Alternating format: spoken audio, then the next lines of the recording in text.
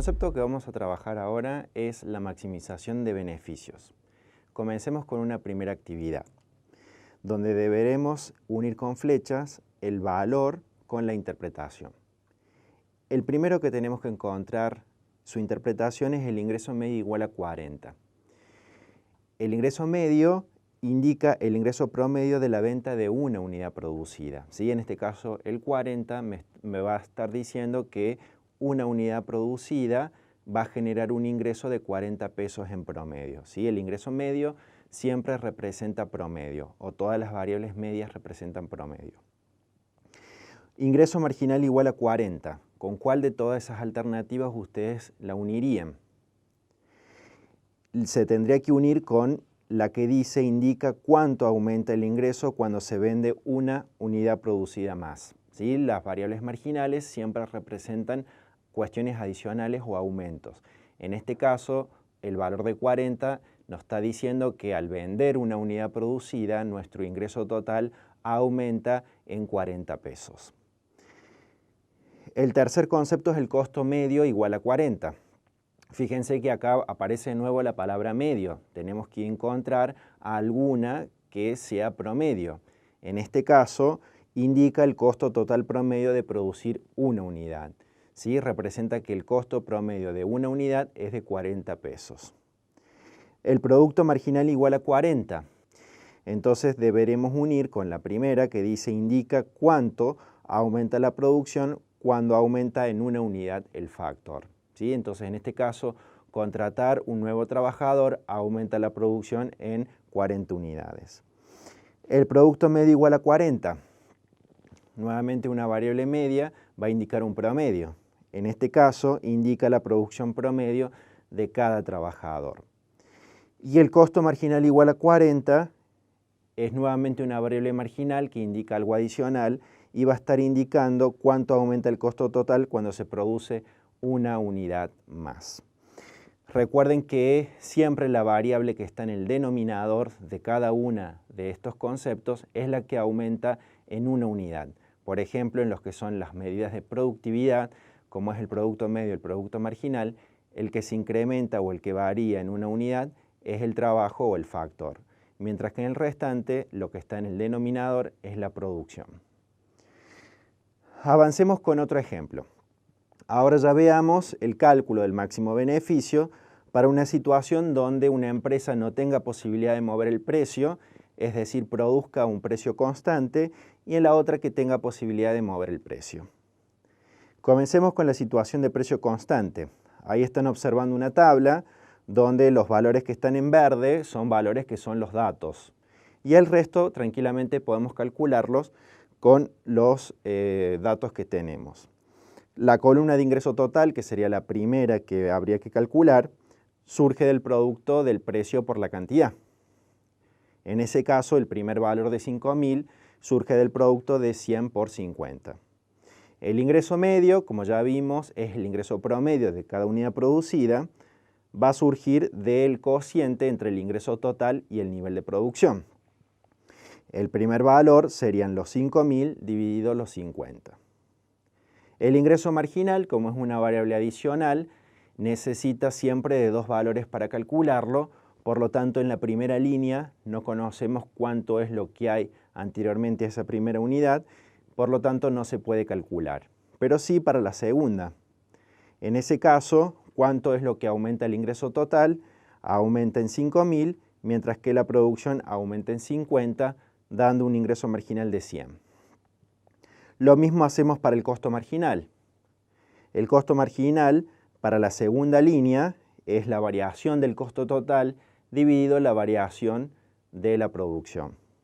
En este caso sería la variación del costo, 5.000 menos 1.667, dividida la variación de la producción, que es 100 menos 50. Haciendo todos los cálculos, vemos que el beneficio total máximo se encuentra en esa línea que está resaltada en rojo. En ese caso, observamos que el ingreso marginal y el costo marginal se igualan. Por lo tanto, comenzamos a establecer la condición de maximización de beneficio, que es cuando el ingreso marginal se iguala con el costo marginal. En esos casos siempre se va a dar que actúa la ley de rendimientos decrecientes, es decir, que el ingreso va a crecer cada vez menos y los costos van a crecer cada vez más. Entonces, en el punto en donde se igualan, ahí es donde se da el máximo beneficio de acuerdo a esta ley.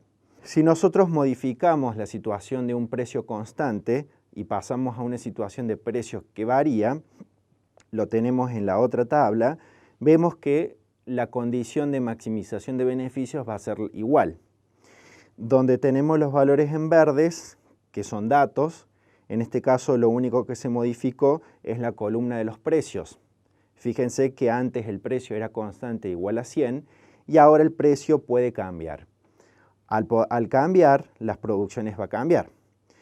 Entonces, la columna de ingreso total surge de la misma forma, precio por cantidad, el ingreso medio, el ingreso total sobre la producción y las columnas siguientes tal cual como lo hicimos recién. Nuevamente el máximo beneficio es de 8.000 y nuevamente el ingreso marginal coincide con el costo marginal. Recuerden o fíjense que siempre en el caso que tenemos datos discretos, es decir, datos en una tabla, nos da dos beneficios totales máximos. En este caso, la segunda línea y la tercera línea tienen el 8.000. Eso se da porque estamos trabajando en un dato continuo y el máximo es una meseta y no es un punto. Cuando nosotros trabajamos con funciones, necesariamente va a ser un punto el máximo y ese punto viene dado por la igualdad del ingreso marginal con el costo marginal. El concepto que vamos a trabajar es el de equilibrio competitivo de corto plazo. Comencemos con un ejemplo. Veamos el cálculo de ingreso marginal e ingreso medio de una empresa competitiva. Supongamos que una empresa que siembra trigo acepta un precio de 100 pesos y puede vender diferentes cantidades. Los valores de las cantidades están en la tabla de la izquierda, donde siempre el precio es 100 y a ese precio la empresa puede vender 50 unidades, 100 unidades y 150 unidades. Ahora bien, en la tabla de la derecha se realizarían los siguientes cálculos. Por un lado, el ingreso total surge del precio por la cantidad, la de ingreso medio surge del cociente del ingreso total sobre la producción y el ingreso marginal que se calcula haciendo el cociente entre el cambio del ingreso total sobre el cambio de la producción. Cuando ustedes realizan esos cálculos, se observa que el ingreso medio coincide con el ingreso marginal y a su vez coincide con el precio. Es decir, como conclusión, la empresa competitiva al aceptar el precio va a coincidir siempre el precio con el ingreso marginal y con el ingreso medio. Todos esos conceptos van a conformar la demanda de la empresa competitiva. Desde un punto de vista gráfico, que está ahí observando el gráfico, tenemos por un lado el mercado y por el otro lado tenemos el gráfico de la empresa. En el gráfico del mercado tenemos las variables precio y cantidad en los distintos ejes, tenemos la demanda y la oferta habitual. En el equilibrio surge un precio, que lo hemos denotado como P sub E. Ese precio es el que va a aceptar la empresa. No lo va a poder mover por una cuestión de que son tantos los productores que ninguno tiene una influencia suficiente para mover el precio. Entonces, la empresa va a aceptar ese precio, por lo tanto, siempre se le va a demandar ese valor. Y ese valor va a ser igual al ingreso medio y al ingreso marginal. Bien, continuemos con otro ejercicio. Ahora veamos dos ejercicios de equilibrio de la empresa, uno con tablas y otro con funciones. Comencemos con los datos discretos, es decir, con las tablas. Una empresa acepta un precio de 200 pesos y los costos para distintos niveles de producción son los que muestran en la tabla. Entonces tenemos los valores, lo que nosotros tenemos que reconocer es que la maximización de beneficios se consigue cuando el ingreso marginal se iguala con el costo marginal. Y a su vez el ingreso marginal, ¿a qué era igual? Era igual al precio. Entonces da como resultado que la condición de equilibrio competitivo es precio igual a costo marginal. Realizando los cálculos, en la tabla de abajo se observa que el equilibrio se coincide con la línea que está ahí marcada en rojo, donde el ingreso marginal es igual al costo marginal en 200, dando un beneficio de 5.500. Ahora bien, ¿qué pasa si el planteo es con funciones y no es con tabla? Veamos un ejemplo. Una empresa acepta el precio de mercado de 500 pesos y conoce que su función de costos es costo total igual a 400 más 20Q al cuadrado. Nuevamente identificamos que en esta estructura de mercado la condición de maximización de beneficios es precio igual a costo marginal. El precio lo tenemos como un dato y si no fuese un dato lo tenemos que calcular del equilibrio de mercado. Y el costo marginal es la derivada de la función de costo total. Entonces tenemos que el ingreso marginal es igual al precio igual a 500, el costo marginal es 40Q, igualamos, despejando nos queda que la cantidad de equilibrio de esa empresa es 12,5. Si ahora uno quiere conseguir el beneficio, se hace la diferencia entre el ingreso y el costo total, tal cual como ahí ustedes lo observan. Si uno quiere chequear si es máximo ese beneficio, podría suponer otros valores cualquiera. Por ejemplo, si la producción sube a 13 o baja a 12, observamos que el beneficio va a bajar.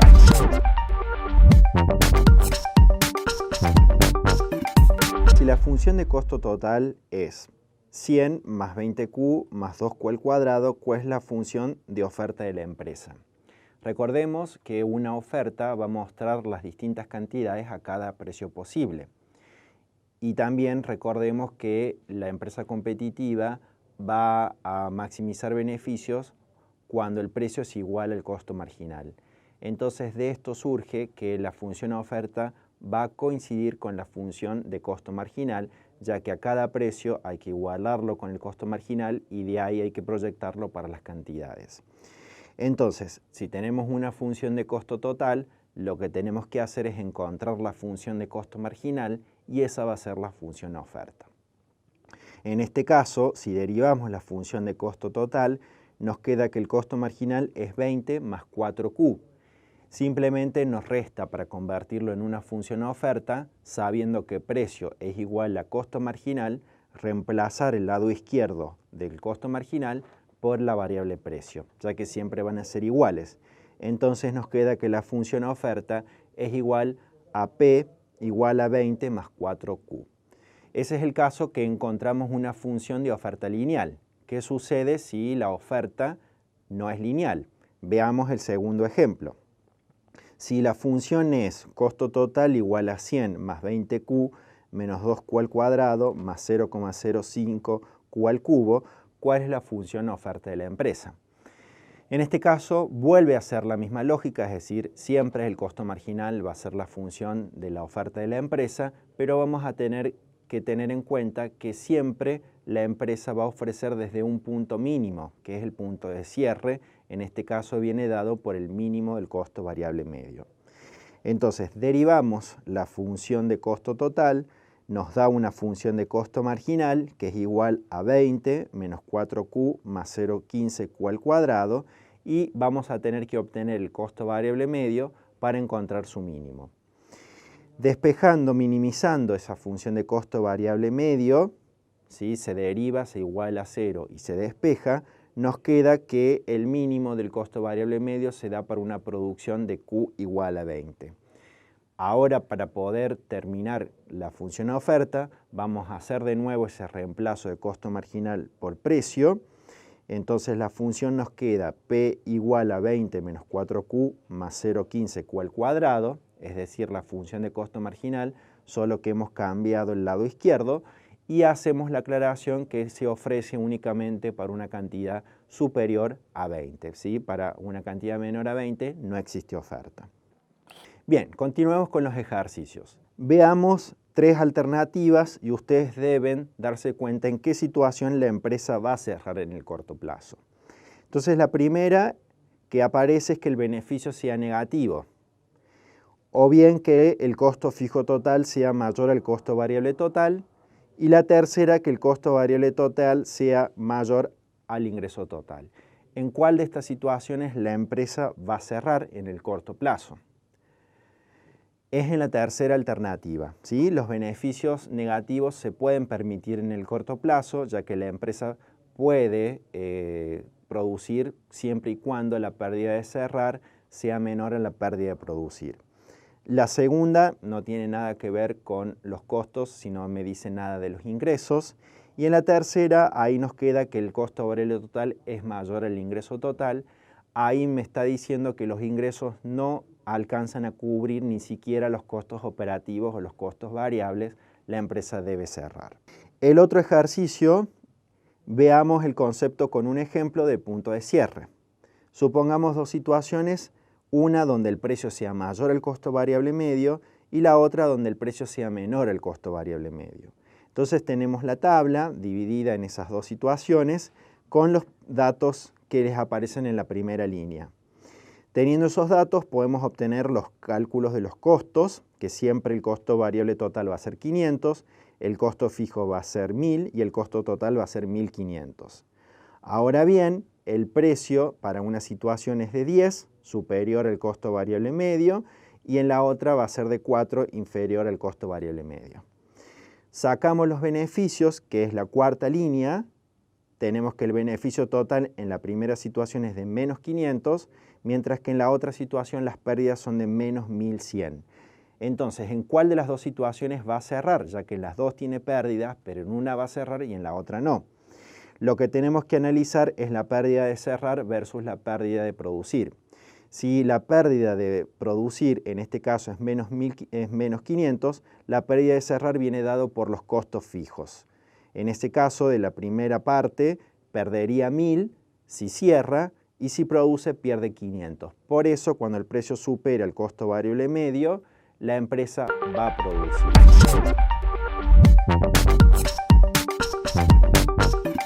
Si las funciones de demanda y oferta de un mercado son Q igual a 200 menos 2P y Q igual a 50 más 3P, ¿cuál es el precio de equilibrio?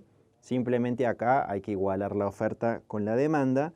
Nos queda que el precio de equilibrio es de 30. Si uno introduce ese precio en cualquiera de las dos funciones, de la oferta o de la demanda, la cantidad de equilibrio es de 140. Ahora bien, ¿qué pasa si se introduce a esa oferta un impuesto de 10 pesos por unidad producida? ¿Cómo se modifica la función?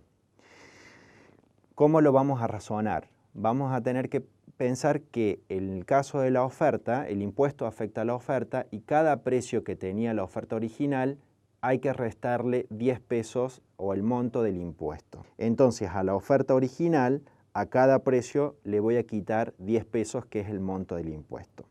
Haciendo eso nos queda que la nueva función oferta con impuesto incluido es 20 más 3P. Si hubiese sido un subsidio, en vez de restar, tienen que sumar el subsidio.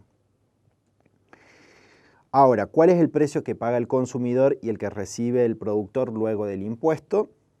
El precio que paga el consumidor siempre va a ser el nuevo equilibrio, independientemente si es impuesto o subsidio, siempre el nuevo equilibrio, es decir, con la nueva oferta, va a dar el precio que paga el consumidor. En este caso, haciendo el nuevo equilibrio, me queda que el precio es de 36 y la cantidad de equilibrio es de 128. Entonces, el precio que paga el consumidor es de 36.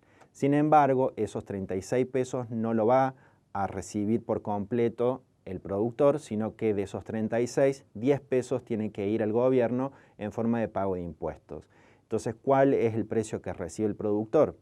Van a ser los 36 menos los 10 pesos de impuestos, les queda neto al productor de 26. ¿Cómo se refleja eso en un gráfico? Tenemos la situación original donde tenemos una oferta y una demanda. Si ahora hay un impuesto a la producción, la oferta disminuye trasladándose a la oferta más impuestos. Ese nuevo equilibrio es el precio del consumidor, es decir, P sub C. Si yo le resto el impuesto que viene dado por la distancia de esas dos funciones oferta, me queda el precio que recibe el productor. De acuerdo a esas distancias respecto al precio de equilibrio original, van a quedar dadas las incidencias que tiene el impuesto. Bien, ahora continuemos con ese ejercicio, pero queremos conocer el costo social o la eficiencia que va a tener este impuesto. Recordemos que la teoría dice que cualquier intervención del gobierno va a reducir el bienestar. El máximo bienestar se consigue en una situación competitiva de libre mercado, es decir, cuando la demanda se iguala a la oferta y no hay ningún tipo de intervención. En este caso hay una intervención dada por el impuesto, que es la que vamos a comenzar a observar. Si ustedes tienen presente el gráfico que están observando ahí de la izquierda, vemos que el excedente del consumidor antes del impuesto es toda el área A más B más C, ¿sí? Toda el área por arriba del precio y por debajo de la demanda hasta la cantidad consumida. El caso del excedente del consumidor después del impuesto, ahora como el precio subió a 36, queda únicamente el área A. Entonces, ¿qué cambió en el excedente del consumidor? Cambió menos B y menos C. Esa es la pérdida que tiene el consumidor por incorporarse un impuesto. En términos numéricos, esa área que viene dado por un rectángulo más un triángulo, nos queda que es menos 804 el valor del cambio en el excedente. El excedente del productor antes del impuesto era el área E, F y G, es decir, todo el área por debajo del precio original, por encima de la oferta. Ahora, como el precio que recibe el productor es menor, el excedente del productor baja al área G. Entonces pierde el productor el área E y el área F. Si uno calcula el área de esas letras, nos va a quedar que el cambio en el excedente del productor nuevamente es un rectángulo más un triángulo, dando una pérdida de menos 536. Sin embargo, el gobierno se apropia de parte del bienestar del consumidor y del productor por medio de la recaudación. La recaudación viene dado por el monto del impuesto multiplicado por la cantidad producida, es decir, todas las cantidades producidas en ese mercado tienen que pagar un impuesto, en este caso de 10 pesos. Entonces, el área de la recaudación es B más E, dando como resultado 1.280. Si ahora se hace el bienestar de toda la sociedad, es decir, de los tres agentes económicos, surge que va a existir un costo social dado por menos 60.